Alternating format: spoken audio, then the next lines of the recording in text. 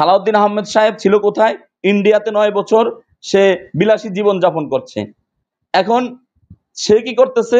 সব সব কাজই সে কোন জায়গায় কি করবে না করবে সে, যে আপনি বলছেন যে মুখামুখি যে পিআর পদ্ধতি নিয়ে এখন মানে অন্য দলের সাথে মুখামুখি, সে মুখামুখিটা কে করছে? তারেক রহমান করছে, বা মির্জা ফখরুল ইসলাম সাহেব করছে, নাকি রুহুল কবির রিজভী সাহেব করছে? সালাউদ্দিন সাহেব এখন বিএনপির সব। সালাউদ্দিন আহমেদ সাহেব সে বিএনপির সব। 5 তারিখের আগে তাকে কোনো মিডিয়ায় দেখা যায় নাই, তাকে কোনো জায়গায় কথা বলতে শুনি নাই, তাকে কোনো দলে দেখি নাই, তাকে মিছিলে দেখি নাই, মিটিং এ দেখি নাই, জেলখানায় দেখি নাই, কারাগারে দেখি নাই, আদালতে দেখি নাই। সে এখন দলের সকল হত্যাকর্তা। সে এখন কে উপরে উঠবো, কে নিচে নামবে, দেশ কিভাবে গঠন হবে, দেশ কোন পথে হাঁটবে, সালাউদ্দিন আহমেদ সাহেব এখন আমরা দেখতে পেয়েছি যে রবি ভাই সে বিএনপির একজন অভিজ্ঞ এবং বিজ্ঞ একজন নেতা হিসাবে সেও খুবই বাকরুদ্ধ।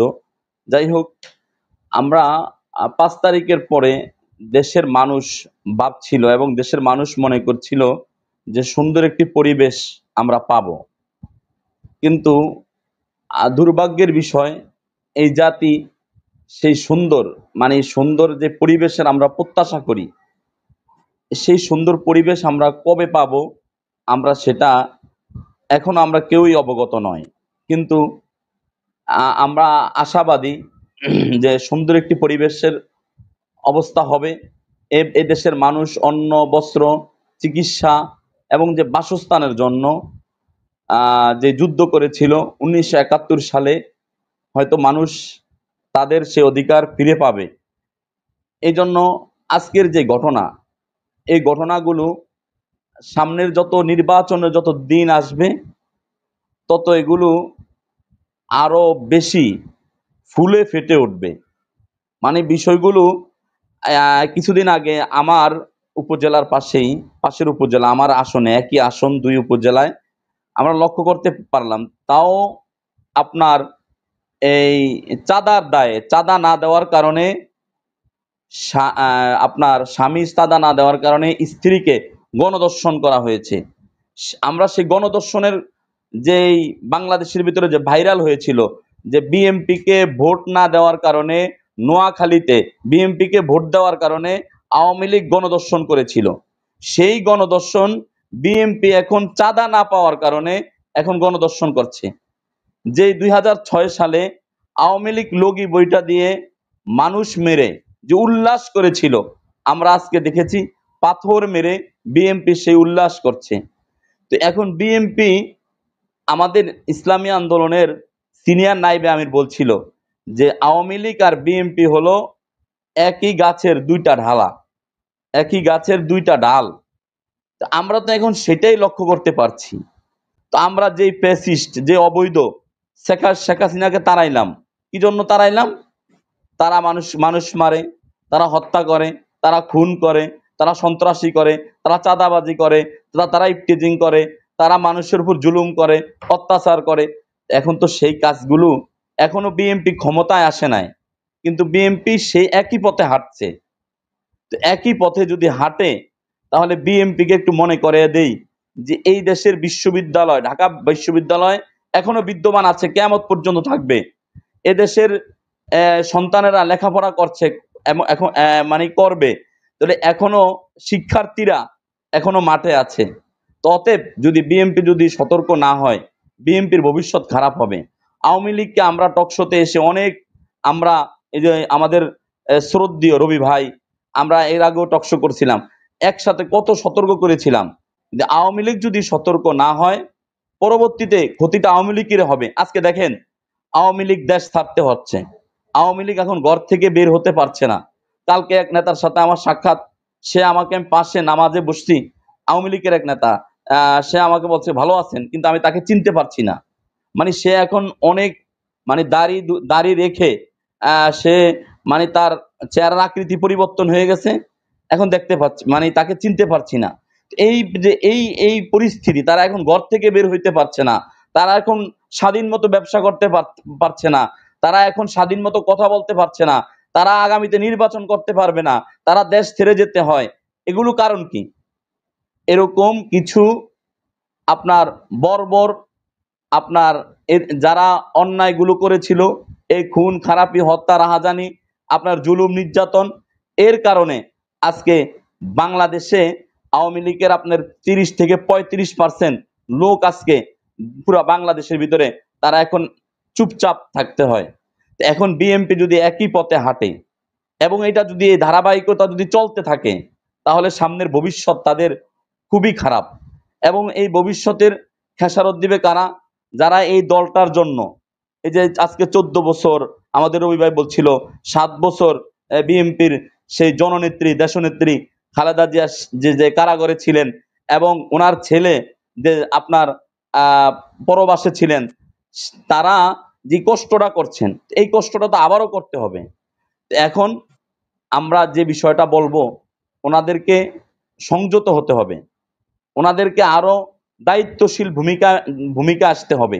বিশেষ করে আমরা দেখতে পাচ্ছি যারা কোনো সময় কোনো রাজনৈতিক দলের সাথে জড়িত ছিল না, মিছিলে ছিল না, মিটিংয়ে ছিল না, এই লোকগুলো এখন বিএনপির ছাতার তলে এসে বিএনপিকে ডুবিয়ে দিচ্ছে।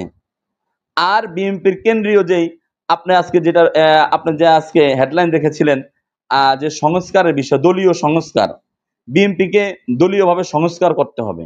আপনি দেখেন জামাত একটা ক্যাডার ভিত্তিক সংগঠন, ইসলামী আন্দোলন একটা ক্যাডার ভিত্তিক সংগঠন। আমাদের সংগঠনে ইতিহাস এখন পর্যন্ত নিজের দলের লোকে মারামারি করে কোনো মানুষ হত্যা হয়েছে এরকম কোনো ইতিহাস আমার ইসলামী আন্দোলনে নেই। কিন্তু বিএনপি গত 9 থেকে 10 মাসে আপনার 150-200 মানুষ নিজের দলের নিজের সংগঠনের আপনার 150 থেকে 200 লোক তারা খুন করে ফেলেছে।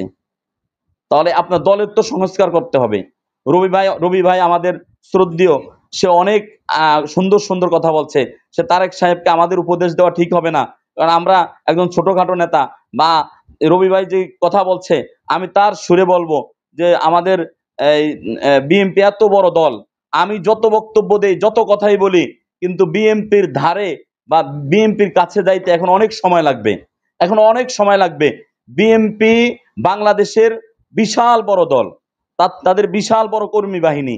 অতএব এই বিএনপির যদি আপনার বর্তমান দেশ তারেক রহমান সাহেব ভারপ্রাপ্ত চেয়ারম্যান, সে যদি পদক্ষেপ নেয় যে আমি 50,000 নেতা কর্মী ছাড়াই করে দিব, আমি দলের যেই যত আপনার অঙ্গ সংগঠন আছে এগুলোকে স্থগিত করে দিব, তাহলে বিএনপির কোনো জায়গা দিয়ে কমবো না। কিন্তু এই বিষয়গুলো এখন কে শুনবে কার কথা? আমরা দেখতে পাচ্ছি যে সালাউদ্দিন সাহেব এখন বিএনপির সব, সালাউদ্দিন আহমেদ সাহেব সে বিএনপির সব। 5 তারিখের আগে তাকে কোনো মিডিয়ায় দেখা যায় নাই, তাকে কোনো জায়গায় কথা বলতে শুনি নাই, তাকে কোনো দলে দেখি নাই, তাকে মিছিলে দেখি নাই, মিটিংয়ে দেখি নাই, জেলখানায় দেখি নাই, কারাগারে দেখি নাই, আদালতে দেখি নাই। সে এখন দলের সকল হত্যাকর্তা। সে এখন কে উপরে উঠবো, কে নিচে নামবে, দেশ কিভাবে গঠন হবে, দেশ কোন পথে হাঁটবে, সালাউদ্দিন আহমেদ সাহেব এখন নির্দেশনা দিচ্ছে। এখন এই যে অরাজকতা হচ্ছে, মানুষ খুন হচ্ছে, দর্শন হচ্ছে, নিজের দলের নেতা কর্মীদেরকে প্রতিনিয়ত হত্যা হতে হচ্ছে, কেন হবে না? যে যদি নেতৃত্বে যদি ভাটা পড়ে, নেতৃত্বে যদি এই সালাউদ্দিন আহমেদ সাহেবের মতো লোক আসে, যার দাম্ভিকতা, অহমিকা, যার আপনার অহংকার, এরকম লোক যদি আপনার নেতৃত্বে আসে, তাহলে তো এই সমস্ত ঘটনা প্রতিনিয়ত ঘটবে। আমরা দেখছি মির্জা ফখরুল ইসলাম সাহেব, রুহুল কবির রিজভী সাহেব, ওনারা দলের জন্য মানে অনেক ত্যাগ স্বীকার করছে, ওনারা অনেক কষ্ট করছে। আর সালাউদ্দিন আহমেদ সাহেব ছিল কোথায়? ইন্ডিয়াতে 9 বছর সে বিলাসী জীবন যাপন করছে। এখন সে কি করতেছে? সব মানে সব কাজই সে, কোন জায়গায় কি করবে না করবে সে। যে আপনি বলছেন যে মুখামুখি যে পিআর পদ্ধতি নিয়ে এখন মানে অন্য দলের সাথে মুখামুখি, সে মুখামুখিটা কে করছে? তারেক রহমান করছে, বা মির্জা ফখরুল ইসলাম সাহেব করছে, নাকি রুহুল কবির রিজভী সাহেব করছে?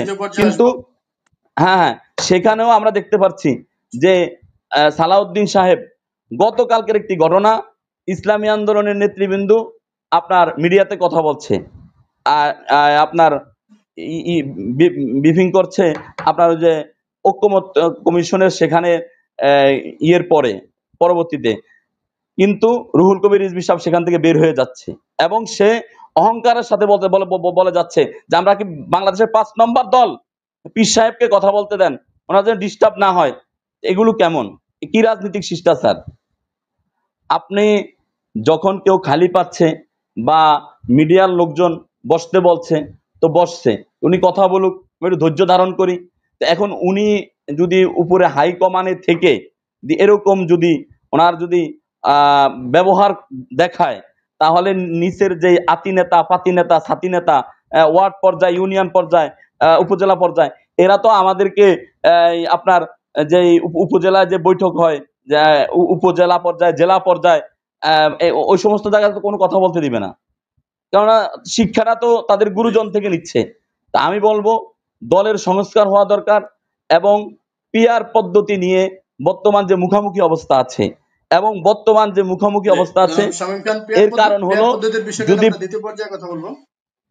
পেয়ার হ্যাঁ পদ্ধতিটা একটু দ্বিতীয় বিষয়টা দ্বিতীয় পর্যায়ে আলোচনা করব। হ্যাঁ হ্যাঁ শেষ করুন। হ্যাঁ হ্যাঁ, আমি শেষ করছি। এখন সর্বশেষ কথা হলো, যদি আমাদেরকে সঠিক পথে আসতে হয়, পিআর পদ্ধতির বিকল্প নেই। ধন্যবাদ।